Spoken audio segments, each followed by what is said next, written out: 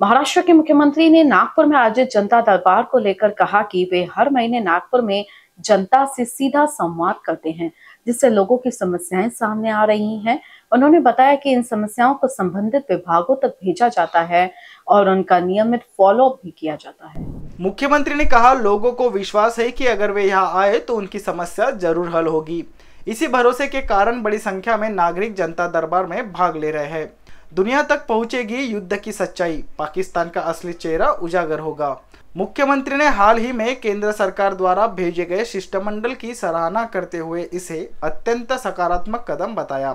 उन्होंने कहा, यह एक बेहतरीन डिप्लोमेसी है जिससे युद्ध की सच्चाई और पाकिस्तान का आतंकवाद का समर्थन करने वाला चेहरा पूरी दुनिया के सामने आएगा।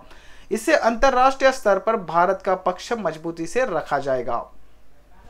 जसे की मी महिन्यातनं एकदा जनता भेटीचा कार्यक्रम नागपूरमध्ये करतो।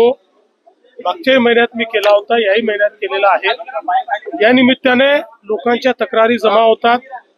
केवळ तक्रारी घेऊन आम्ही थांबत नाही, तर त्या विभागाला त्या पाठवतो, त्याचा पाठपुरावा करतो।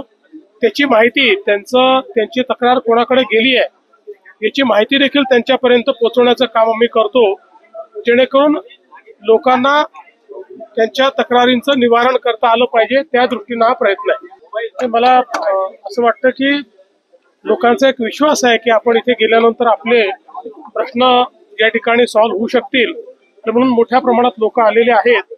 मी आता लोकांना भेटणार आहे आणि त्यांचे प्रश्न सोडवणार। ही अतिशय चांगली गोष्ट आहे, कारण खरी न्यूज लोकांपर्यंत आणि विशेषतः विविध देशांमध्ये पोहोचली पाहिजे। ही एक चांगली डिप्लोमसी आहे की ज्यामुळे भारताची भूमिका आणि युद्धाचं सत्य हे सगळ्या जगापर्यंत पोहोचेल आणि पाकिस्तान हा दहशतवादी देश आहे हे त्या ठिकाणी लोकांमध्ये, विशेषतः जे काही वेगवेगळे देश आहेत त्या देशांमध्ये प्रस्थापित होईल।